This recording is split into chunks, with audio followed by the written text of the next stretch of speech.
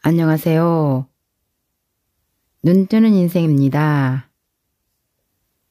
오늘 소개할 책은 자존감 수업, 저자는 윤홍균, 출판사는 심플 라이프입니다.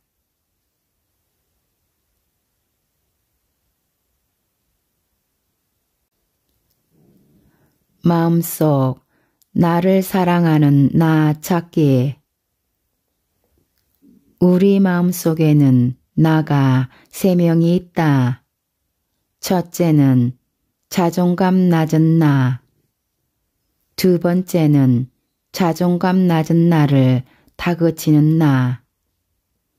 세 번째는 자존감 낮은 나를 사랑하는 나. 이렇게 각기 다른 내가 존재한다. 그동안 자존감 낮은 나와 다그치는 나 둘이서 싸움을 벌여왔다. 보통 낮에는 자존감 낮은 내가 활동하고 밤에는 다그치는 나가 활동한다. 자존감을 낮춘 채로 일하고 공부하고 사람을 만난다. 그러고서 밤이 되면 다그치는 나가 깨어난다. 넌 왜 말을 그렇게 하니? 왜 그렇게밖에 행동을 못하니? 라며 비난한다. 자존감 낮은 나는 점점 위축된다. 그래서 점점 더 자존감이 낮아진다. 이 둘의 싸움이 반복되는 동안 사랑하는 나는 점점 설 자리를 잃었다. 우리가 스스로를 사랑하지 못하는 이유는 사랑하는 나가 점점 소멸되었기 때문이다. 힘을 잃고 의식 저편으로 사라졌다. 자신을 사랑하는 것은 새로운 일이 아니다. 저편으로 사라진 사랑하는 나를 불러오는 일이다. 그래서 자존감이 낮은 나와 사랑하는 나를 결혼시키면 된다. 본인 혹은 치료자가 주례가 되어 자존감이 낮은 나와 사랑하는 나는 평생 동안 헤어지지 말고 서로 사랑하라 라는 말을 들려주면 된다. 그럼 어떻게 해야 사랑하는 나를 불러올 수 있을까? 나를 사랑하는 나 소환하기. 어느새 다그치는 나는 우리를 독점했다. 자존감 낮은 나를 둘러싸고 벽을 쌓았다. 그래서 다른 사람이 찾아와서 사랑한다거나 힘을 내라고 보내는 메시지들을 다 차단한다. 그렇다고 사랑하는 나의 사랑이 식은 것은 아니다. 그 사랑은 강하고 일관적이다. 사랑하는 나는 지속적으로 우리에게 메시지를 보낸다. 그 메시지를 들으면 우리는 행복해지고 성장한다. 스스로 자신을 사랑스럽게 가꾸어 나간다. 문제는 방어벽이다. 다그치는 나가 단단히 걸어놓은 빗장 때문에 자존감이 낮은 나는 갇혀 있다. 그래서 사랑하는 나가 보내는 메시지를 받지 못한다. 그 메시지만 들으면 자존감이 낮은 나는 성장할 수 있다. 강해지고 현명해져서 성벽을 뚫을 수도 있다. 성숙한 뇌회로는 융통성이 있다. 그래서 자극에 유연한 반응을 보인다. 가령 발표하기 전에 심장이 두근거리고 식은땀이 흐르더라도 주눅 들지 않을 수 있다. 사랑하는 나가 성벽을 뚫고 등장해서 메시지를 전한다면 말이다. 괜찮아. 누구나 발표하기 전에는 떨어. 게다가 청중의 반 이상은 다 졸고 있다고. 너는 그저 너가 준비한 PPT를 줄줄 읽기만 해도 돼. 내 목소리가 떨려도 아무도 신경 쓰지 않아. 이렇게 위안을 주면 된다. 사랑하는 나가 보내는 메시지 듣기. 가정을 해봅시다.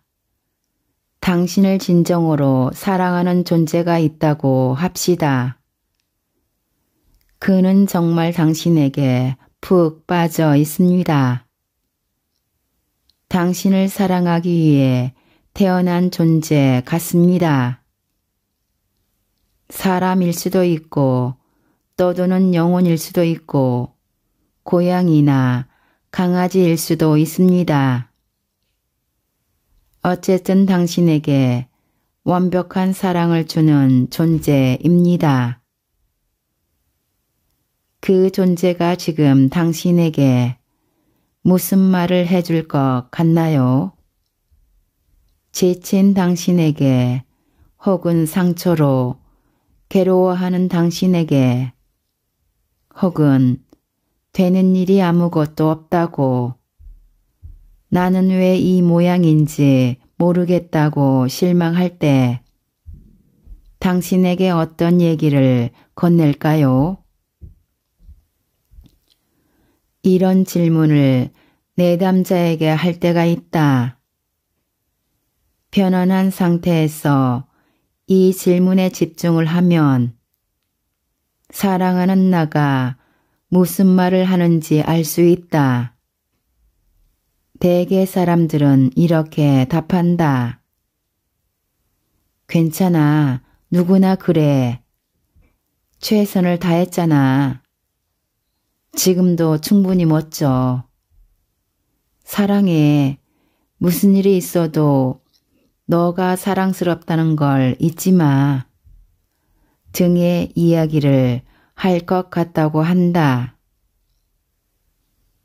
이 말들이 바로 우리 뇌가 듣고 싶어하는 말이다. 이 말을 듣지 못해 우리 자존감이 성장하지 못하는 것이다. 우리는 사랑하는 나가 주는 메시지를 들어야 한다. 그 이야기를 들은 자존감은 서서히 회복되고 성장한다. 사랑하는 나가 보내는 메시지를 들으려면 다그치는 나가 쳐놓은 장벽을 헐겁게 만들어 놓아야 한다. 그래서 우선은 이것을 설명하려 한다. 굳어버린 자존감의 벽을 허무는 방법 말이다. 다그치는 나가 쳐둔 장벽을 허무는 법. 우리 뇌는 수많은 신경세포로 이루어져 있고 그 세포들은 단단한 고리를 형성한다. 그래서 한번 형성된 생각의 회로는 그 생각을 반복하는 경향이 있다. 다그치는 나가 쌓아놓은 성벽은 뇌에 실제로 존재한다. 부정적인 생각의 회로가 강화된 채 우리를 괴롭힌다. 마치 생각의 회로에 벽이 쌓인 것과 같다. 이를 허물기 위해서는 뇌의 양쪽을 번갈아 가면서 자극해야 한다. 왼쪽 한 번, 오른쪽 한 번 움직이게 하는 양측성 자극을 주면 뇌회로가 말랑말랑해진다. 대표적 양측성 자극은 걷기다. 걸을 때마다 왼쪽 뇌와 오른쪽 뇌가 번갈아 가면서 활동한다. 이때 우리를 옥쟁 방어벽은 조금씩 헐렁해진다. 대부분의 운동이 뇌를 자극한다. 하지만 모든 운동이 양측성 자극은 아니다. 수영에서 자유형과 배영은 양측성이지만 접영이나 평영은 아니다. 복싱처럼 양손을 다 쓰는 운동은 양측성 자극 운동이지만 골프나 공 던지기 같은 운동은 양측성이 아니다. 왼쪽과 오른쪽이 하는 일이 균등하지 않기 때문이다. 치료 목적으로 활용되는 양측성 운동으로 안구 운동이 있다. 주로 외상 후 스트레스 장애나 우울증을 치료하는 데 쓰인다. 이 밖에 몸의 양쪽을 한 번씩 터치하는 방식, 귀 양쪽에 번갈아 가면서 소리를 들려주는 방식도 양측성 자극에 속한다. 양측성 자극은 변화를 꾀할 때 효율이 높다. 담배를 끊기로 결심했을 때는 걸어 다니면서 나는 끊을 수 있다, 할 수 있다 라고 외치면 효과적이다. 이별을 받아들일 때 여행을 추천하는 것도 이런 이유에서이다. 자존감을 높이기 위한 양측성 자극 운동으로 나비의자 기법을 추천한다. 양측성 자극과 사랑하는 나의 메시지가 결합된 방법이다. 다음과 같이 해보자. 의자에 등을 기대고 편안히 앉는다. 양쪽 팔을 X자로 포개어 손가락이 반대편 어깨와 팔꿈치 사이에 놓이도록 한다. 눈을 감고 손바닥으로 반대편 팔 윗부분을 토닥거린다. 왼쪽 한 번, 오른쪽 한 번, 1, 2초 간격으로 교대로 두드린다. 두드리면서 말을 한다. 괜찮아. 지금 잘하고 있어. 난 최선을 다했어. 그걸로 충분해. 난 괜찮은 사람이야. 라고 자신에게 들려준다. 하루에 10분씩 이런 식으로 나를 사랑하는 나의 메시지를 듣는다. 지금 여기에 집중하기. 성형외과 광고판에서는 성형수술 전과 후 사진을 보여준다. 우리는 그 광고들을 보면서 전에 이러했던 사람이 이렇게 변할 수 있구나 하고 생각한다. 많은 광고들이 그런 식이다.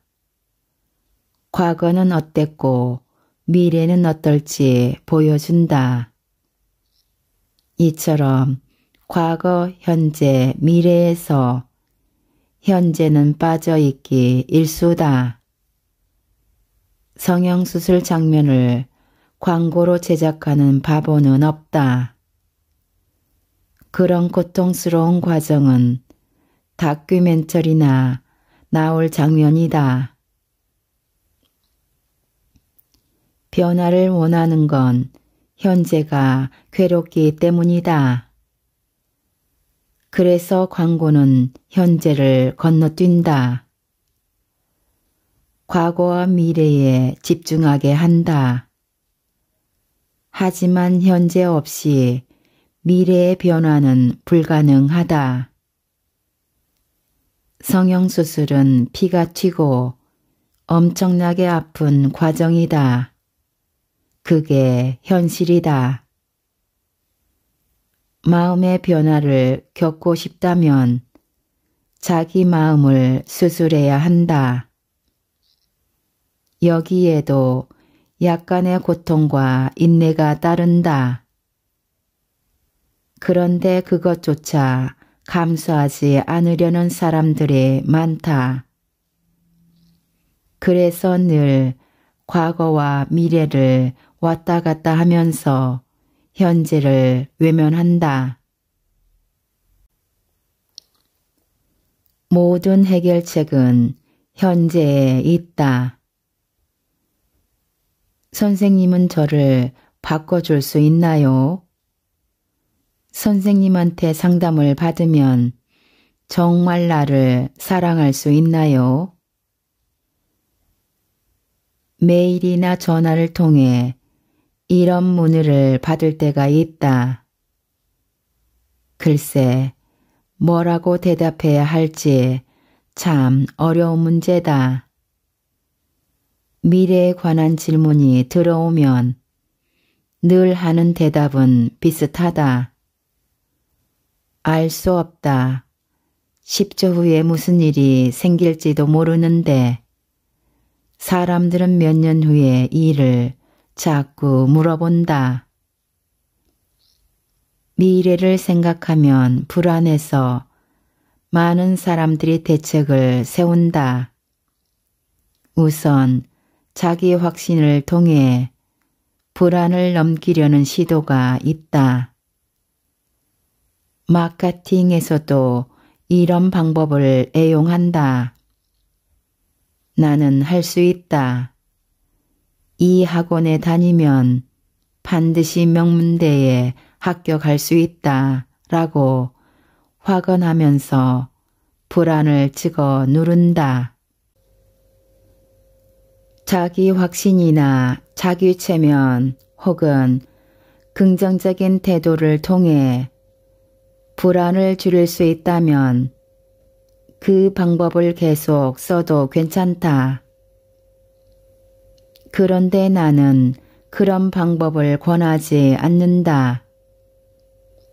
아무리 긍정적인 태도로 미래를 낙관한다 하더라도 위기는 거듭 찾아오게 마련이다. 특히 컨디션이 안 좋다든가 열심히 노력해도 보상을 못 받으면 확신이 흔들린다. 그럴 때마다 나는 왜 확신이 들지 않을까 하고 고민하는 사람들도 있다. 확신이 곧 성공으로 통하는 길이라고 믿는 것 같다. 물론 확신이 들면 좋겠지만 세상에 확신할 수 있는 일이 몇 개나 되겠는가? 애초 미래는 불확실한 것이기에 확신에 집착할 필요가 없다. 어떤 해결책이든 결국은 현재에 집중할 수밖에 없다.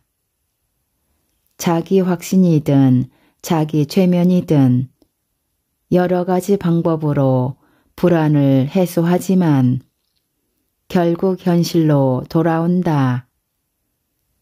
불안을 누른 학생은 오늘 일과에 매진하고 다이어트 문제로 갈등하던 젊은이는 오늘 운동에 전념한다. 과거로 도망치는 습관. 그런데 미래 불안을 해결해도 바로 현실에 집중하지 못하는 사람들도 있다. 이번엔 과거에 집착하는 쪽으로 도망가기 때문이다. 특히 현실을 받아들이기 힘든 사람일수록 과거 문제에 집착한다. 왜? 라는 질문은 비난의 뜻을 포함한다고 앞서 말했다. 왜 내가 그랬을까는 자기 비난이 되고 너는 왜 그랬니?는 타인에 대한 원망이 된다. 우리는 마음이 불편해질 때마다 이런 질문을 하지만 결국 답도 찾지 못하고 상처만 커진다. 그럼에도 이 질문을 끊어내지 못하는 것은 현실을 받아들이지 못하기 때문이다. 난 도대체 이해가 안 돼요. 그 사람은 왜 바람을 피운 걸까요? 분명 출장을 간다고 했거든요. 현실을 인정하지 못하는 사람들은 과거로 후퇴한다. 지나간 인생에서 답을 찾으려고 한다.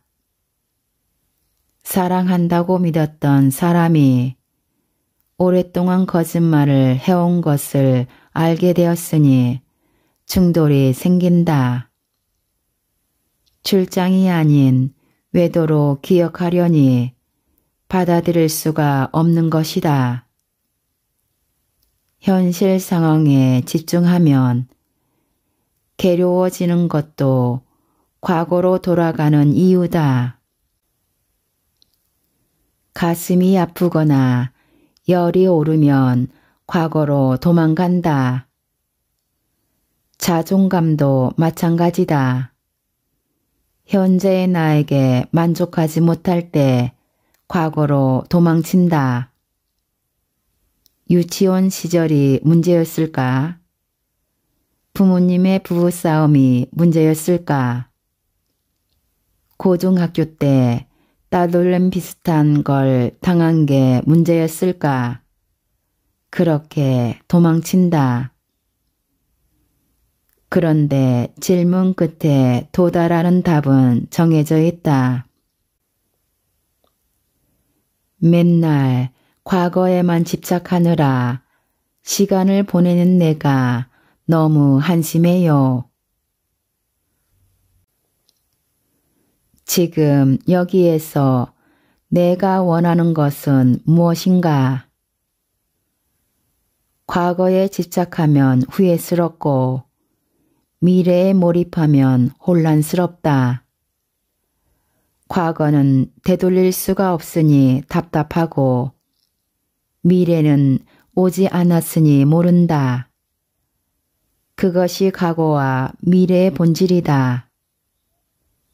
건강한 사람의 머릿속엔 과거, 현재, 미래의 비중이 비슷하거나 현재가 절반 이상을 차지한다. 자존감이 약한 사람은 과거나 미래 문제에 편중되어 있다. 문제 해결은 현재에 더 집중하는 데에서 시작한다. 정신과 의사들이 Here and Now라고 부르는 원칙이다. 지나간 문제나 앞으로 닥칠 문제를 생각하지 말고 지금 당장 할 일에 집중하라는 것. 이는 새로운 습관을 들이는 과정이다. 가령 매일 아침 일어나 운동을 하거나 닭가슴살로 다이어트를 하는 것과 비슷하다. 그동안의 일정에서 벗어나 새 생활에 길들이는 작업이다. 그런데 아무리 지금 여기에 집중하다고 해도 궤도를 벗어나기 십상이다. 지금 여기란 말이 추상적이기 때문이다. 그래서 자꾸 미래 불안으로 가든지 과거로 회피하려고 한다. 그렇지 않으려면 눈앞에 글씨를 적어 놓아야 한다. 지금 당장 종이를 꺼내서 이렇게 적자. 지금 여기서 내가 원하는 것은 무엇인가? 혹은 지금 여기서 나는 무엇을 해야 하는가? 그러고서 그 답을 찾아가야 한다.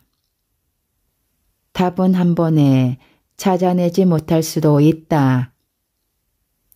다음 예시를 참고해서 궤도 이탈을 몇 번 겪더라도 되돌아오기를 바란다.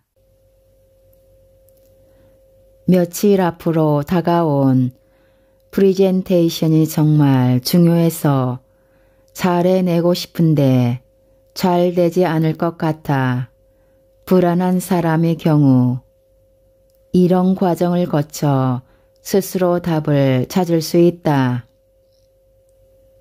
지금 여기서 내가 원하는 것은 무엇일까? 프레젠테이션을 잘하는 것. 아니지. 프레젠테이션은 미래잖아. 지금 뭘 하고 싶냐고. 지금은 준비해야 하는 시간이지. 그런데 지금 준비한다고 발표를 잘할 수 있을까?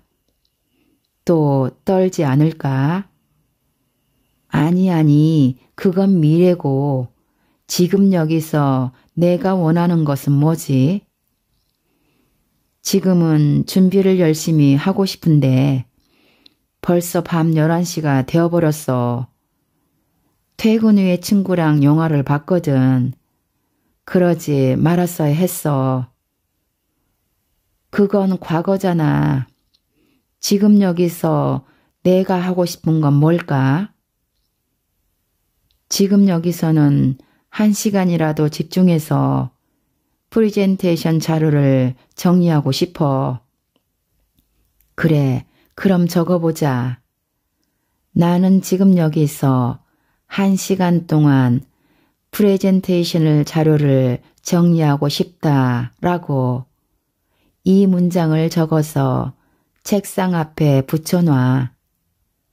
그리고 미래가 불안하거나 과거가 후회될 때마다 바라보는 거야. 그래야 자료 정리에 집중할 수 있어. 현재에 집중하면 문제 해결을 앞당길 뿐만 아니라 새로운 이득을 얻는다. 그것은 바로 매력이다. 현재에 몰두한 사람은 상당히 매력적으로 보인다. 자존감을 높이면서 현재에 몰두할 수 있고 매력도 함께 얻게 되는 것이다. 일석삼조다. 자존감이 약할수록 신념은 확고하다. 패배주의에 빠진 사람들은 확신이 있다. 자신은 잘 안 될 거라는 확신이다. 그리고 근거를 제시한다. 나는 이러이러해서 안 될 거야. 약을 먹어도 소용없을 거고 상담을 해도 소용없어. 결국 내가 바뀌어야 하는데 내가 바뀔 리가 없거든. 자존감 약한 사람들이 우유부단하고 결정을 못 내려 갈팡질팡 할 거라고 생각한다면 그건 선입견이다. 이들은 확고하다. 본인이 잘 안 될 거라는 믿음만큼은 말이다. 그럴 수밖에 없는 건 그들이 부정적인 사료에 집중하기 때문이다. 자신의 약점, 상처, 결여, 잘 안 된 경력만 상기한다.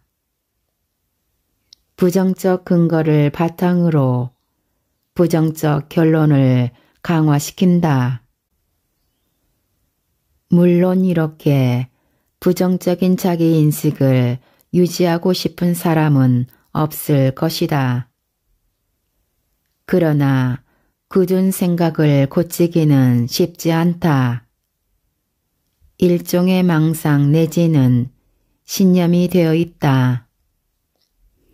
이런 사람은 건드려봤자 화만 내기 일수다.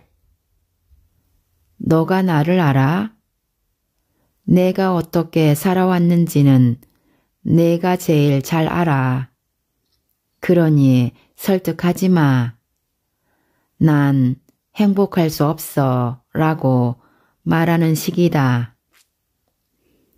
이런 사람에게 자신을 사랑하느니 자기 자신을 존중하라는 식의 충고는 의미가 없다.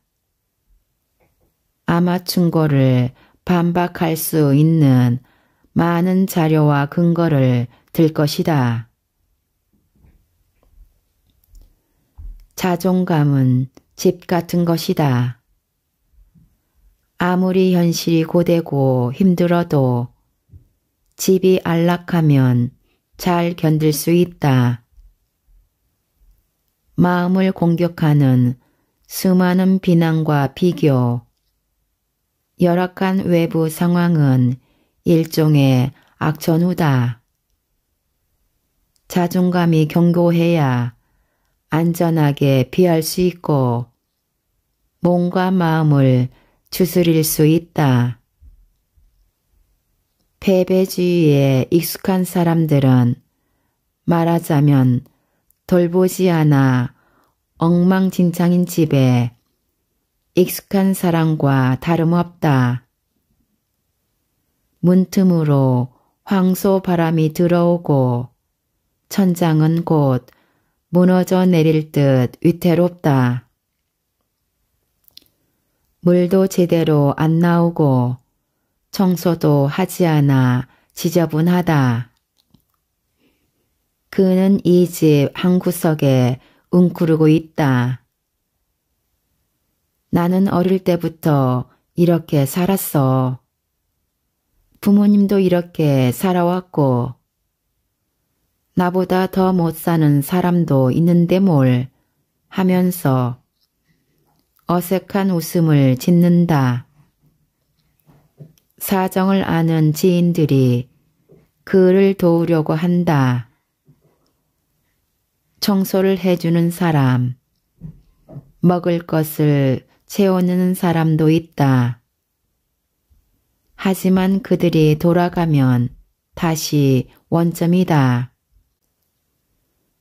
심지어 전문가들이 찾아와서 집을 보수해 줄 테니 자기들이 마련한 임시 숙소에서 지내라고 해도 소용이 없다. 공사를 하려면 짐 정리도 해야 하고 정든 물건 몇 가지도 버려야 하기 때문이다. 그는 변화하려 하지 않는다. 발전보다는 익숙한 것을 택한다. 하지만 그런 경우에도 자존감은 변할 수 있다. 받아들일 준비가 되어 있지 않아도 상관없다. 자존감을 집에 비유했지만 향상되는 과정은 공사가 필요 없다. 허물어져 가는 집을 리모델링 할 때는 거주자들이 집을 비워줘야 한다. 기존의 구조물을 부숴야 하고 소음과 먼지가 발생한다. 하지만 자존감을 상승시킬 때는 그런 번거로운 과정이 필요 없다. 기적을 부르는 질문. 내가 자존감이 회복된 사람이라면? 자존감을 회복하면 뇌가 건강해진다. 긍정적인 생각을 하게 되고 사소한 걱정은 무시하게 된다. 타인의 감정에 쉽게 감염되지 않고 자신의 주관을 잃지 않는다. 그런데 그 역도 성립한다. 뇌가 건강해지면 자존감이 회복된다. 뇌 건강을 찾으려면 숙지해야 할 점이 두 가지 있다. 첫째, 뇌는 신체 기관이다. 머릿속으로 노력하는 것은 큰 의미가 없다. 팔의 근육이 생기길 바라는 것에 비유할 수 있다. 마인드 컨트롤도 필요하지만 신체 근육을 만들려면 무거운 덤벨을 들어야 한다. 실제 행동이 중요하다. 둘째, 뇌 건강을 위한 노력과 결과 사이의 인과관계는 늘 뒤섞인다.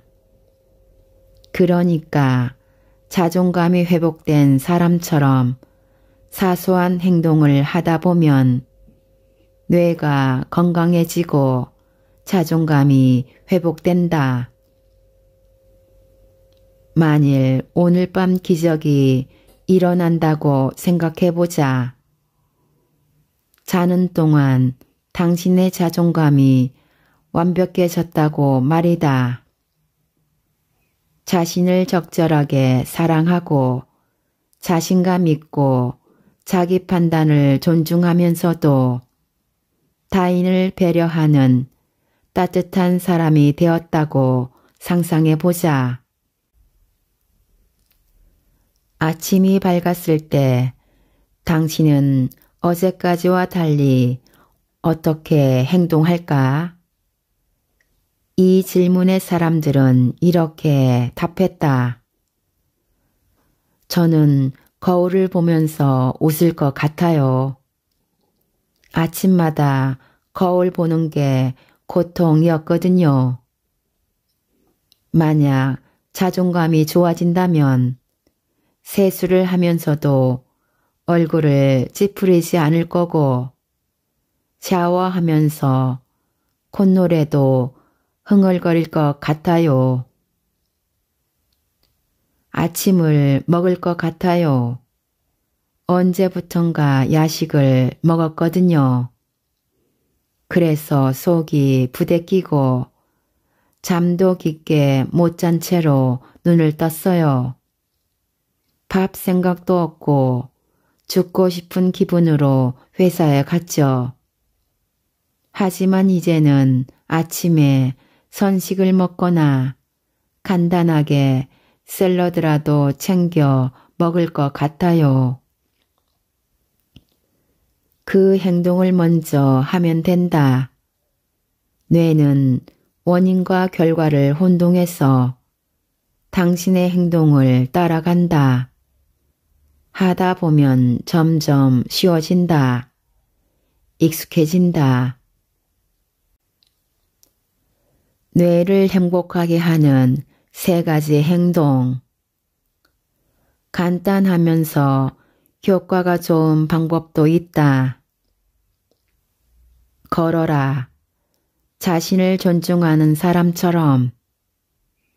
자신을 존중하고 자신의 결정을 믿는 사람처럼 걸어라. 허리는 펴질 것이고 어깨는 적당히 힘이 빠질 것이다. 여유 있는 사람처럼 타인의 비난에 별로 개의치 않는 사람의 걸음걸이처럼 발을 내디뎌라. 표정을 지어라. 나를 사랑하는 뜻이. 거울을 볼 때마다 내가 나를 사랑하고 있다면 지금 어떤 표정을 지을까? 떠올리고 그대로 하자. 평범한 기분이라면 당신은 미소 짓게 될 것이다. 하지만 억지로 웃으라고 하지는 않겠다. 살다 보면 애인과 이별하는 날도 있고 가족이 아픈 날도 있다. 그런 날이라 해도 거울 속의 사람을 사랑하고 있다면 어떤 표정을 지을지 생각하라. 그 표정을 지어라. 혼잣말을 하라.